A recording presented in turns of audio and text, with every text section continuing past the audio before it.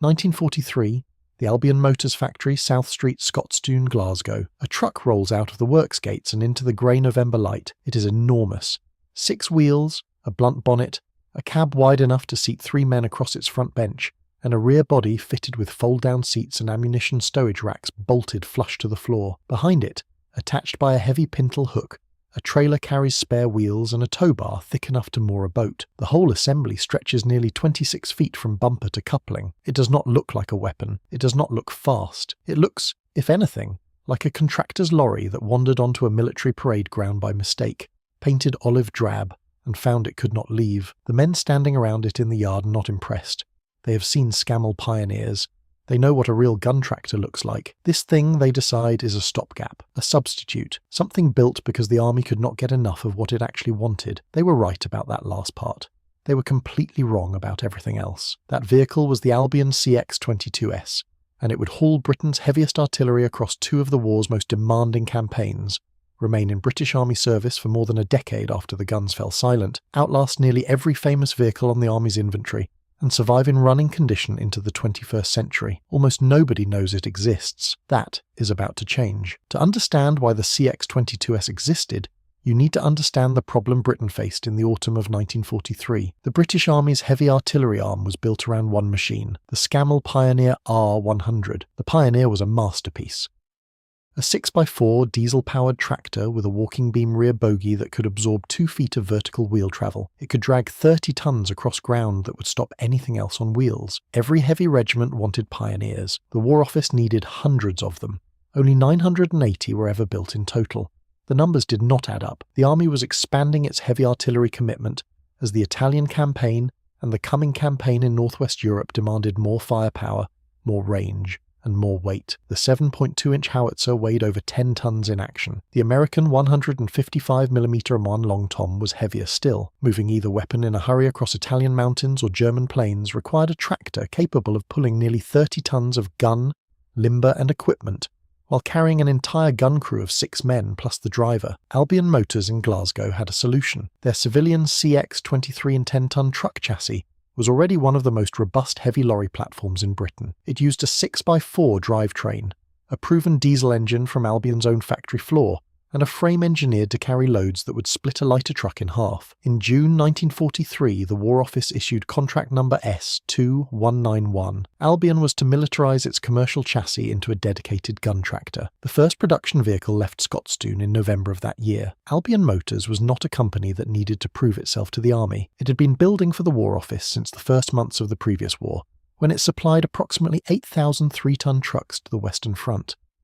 Founded on December 30, 1899, at 169 Finnieston Street in Glasgow, by 2 engineers named Thomas Blackwood Murray and Norman Osborne Fulton, the company had started in a first-floor workshop so small that finished vehicles had to be lowered to the street by winch. Murray's father, a Lanarkshire farmer and estate agent, had mortgaged his property to provide the startup capital. He reportedly suggested the name Albion, the ancient poetic name for Britain. The company's motto, certain as the sunrise, was inscribed on the badge of every vehicle that ever left Scotstoun. By 1943, that Scotstoun factory was producing revolvers, aircraft refuelling tankers, bridging trucks for the Royal Engineers, and now gun tractors for the Royal Artillery. The company that had started with 7 men and a winch was, by the middle of the war, one of Scotland's most important military manufacturers. The vehicle it produced for contract S2191 was given the designation CX22S. The meaning of the S suffix is not definitively recorded in any surviving War Department document. It likely denotes a special or specification variant to distinguish it from the commercial CX23N. What is recorded is everything else. The CX22S was powered by Albion's own EN 244 engine, a 6-cylinder inline diesel of 9,085 cubic centimeters, producing 100 brake horsepower at 1,750 revolutions per minute. It was a large, torquey, long-stroke diesel built for sustained heavy hauling rather than speed, and it was as reliable as the company's motto promised. The transmission gave 8 forward speeds and 2 reverse, combining a 4-speed main gearbox with a 2-speed auxiliary transfer case. That mattered. In the mountains of Italy or on the mudflats of the Low Countries, a gun tractor that could not hold a crawling gear under maximum load was a gun that stayed where it was. The CX22S could hold its load. The cab was built wide enough for 3, with the driver to the right and 2 passengers on a bench seat. The rear body carried folding seats for 4 more men, plus stowage for tools, sighting equipment, and ammunition. A Scammell 8-ton winch was mounted under the rear body, operated by a power takeoff. Total laden weight of the tractor itself reached 16 tons 10 hundredweight. With a gun and its limber in tow, the total moving weight reached 29 tons 4 hundredweight. On road, the tractor could achieve 28 miles per hour. It had a theoretical range of around 600 miles on its 75-gallon tank. Off-road, that figure fell sharply, but the point was not speed. The point was getting a 2-ton shell to the right place at the right time. Single rear tyres across both axles were specified, rather than the dual rear tyres common on heavy haulage trucks. This reduced ground disturbance and simplified tyre changes in the field. The electrical system ran at 24 volts across 4 6-volt batteries. Air-assisted brakes with dual coupling for the trailer. Every specification was a decision made by engineers who understood that a gun tractor that failed in the field did not just delay the gun, it stopped the gun entirely, on the Gothic line, on the road to the Rhine. Now, before we get into exactly where those guns went and what they did, if you are finding this deep dive into British military engineering useful, hit subscribe. It takes 1 second and helps the channel keep covering the vehicles that history forgot. The CX22S went to war alongside the heavy regiments of the Royal Artillery, specifically those assigned to Army Group Royal Artillery formations, known within the Army as AGRA. These were the formations that provided the heaviest fire support the British Army could deliver, 7.2-inch howitzers firing a 202-pound shell to a range of over 16,000 yards, 155mm long tom sending a 95-pound projectile nearly 14 miles. In Italy, the heavy regiments battered their way through the Gustav line, and then the Gothic line, using indirect fire to destroy the reinforced concrete bunkers and mountain strongpoints that stopped infantry cold. The CX22S arrived in theatre as these campaigns intensified. On the roads south of Bologna, in the Apennine valleys, on the flat ground approaching the Argenta Gap, these tractors moved guns that no other wheeled vehicle could move. The terrain punished everything with wheels. The Albion took the punishment. In northwest Europe, the CX22S served across the full length of the campaign from Normandy to the German frontier. Specialist period illustrations document its presence in the Netherlands in December 1944 and in Germany in March 1945, precisely the period when the heaviest artillery support of the northwest European campaign was being applied to breaching the Siegfried Line and crossing the Rhine. The 21st Army Group's heavy artillery expended nearly 160,000 rounds of 7.2-inch ammunition from D-Day to victory in Europe. The CX22S was there for most of it. It was not glamorous work. There were no cavalry charges, no commando raids, no dramatic acts of individual heroism attached to a gun tractor. The job was to move the gun before dawn, position it, camouflage it, and be ready to move it again the moment the counter-battery radar picked up a German response. The crews worked in darkness and silence and mud, loosening tow couplings with cold hands, listening to the ranging shots echo back from the next ridge. The tractor either started or it did not. It either held the load or it did not. The Albion, according to every record that has survived, started and held. 532 CX22S tractors were completed before the war ended, and the War Office cancelled the remainder of the contract. The original order had been for 750. The final 50 were cut when hostilities ceased in June 1945, 3.5 months after the last confirmed combat use of the type. Compare that figure to the vehicles that get the attention. The Bedford QL, over 52,000 units. The Ford WOT series, over 130,000 across all variants. The Morris C8 quad-field artillery tractor, over 10,000. Against those numbers, 532 looks like a rounding error, but 532 heavy artillery tractors were not competing with the Bedford QL. They were competing with the 980 Scammell Pioneers that could not be produced fast enough, in the specific category of vehicles capable of moving Britain's heaviest guns under combat conditions. The CX22S represented a 54% increase in fleet capacity over the Pioneer alone. For the artillerymen of the AGRA formations, that was not a rounding error. That was the difference between having a gun and not having one. On paper, the Pioneer had advantages.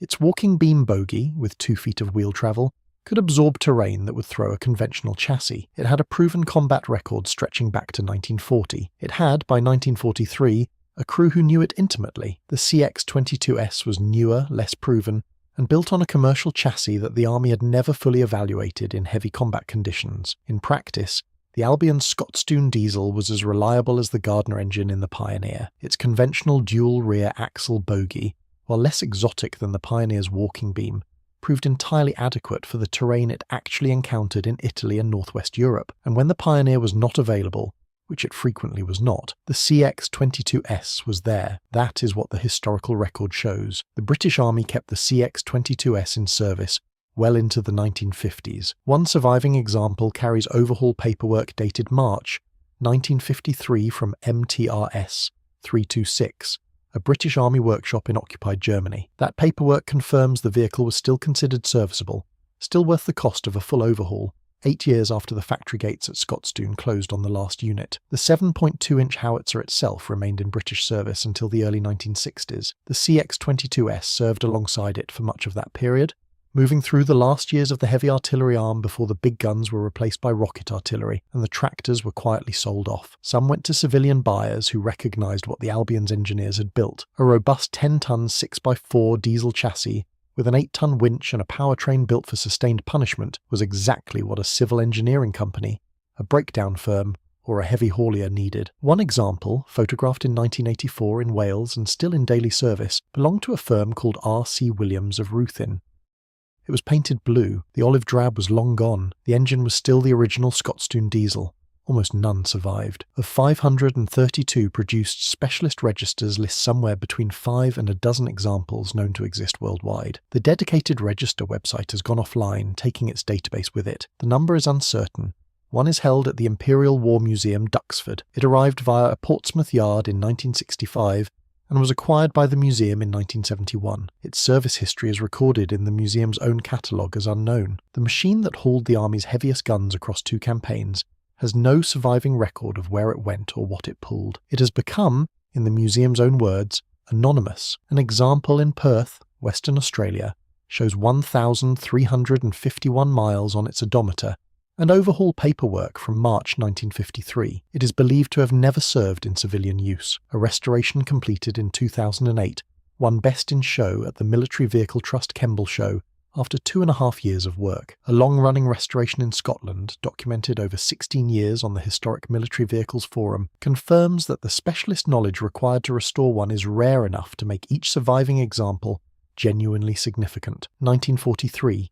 The Albion Motors factory, South Street, Scotsdown, Glasgow. A truck rolls out of the works gates and the men watching it are unimpressed. It is not a Pioneer. It does not look like a weapon. It looks like a stopgap. It was underpowered by the standards of the specialist vehicles that followed it. It lacked night vision, radio equipment, and the suspension sophistication of more celebrated tractors. It was built to a commercial specification that the Army stretched further than the designers had ever anticipated. Production ended before the contract was even half fulfilled. And yet it went to Italy, it went to Normandy, it hauled 29 tons of gun across the Apennines and through the winter mud of the Low Countries and into Germany. It served for a decade after the war ended. It ran as a civilian vehicle in Wales in 1984, 41 years after it left the factory floor. 5 to 12 survive. Of 532 built, only a handful remain. The Imperial War Museum does not know where its own example served. The company that built it, founded by 2 engineers and a farmer's mortgage in a Glasgow workshop, where finished vehicles had to be lowered to the street by winch, operated from the same Scotsdown site for 125 years before closing in October 2024. Sure as the sunrise, and it worked when it mattered.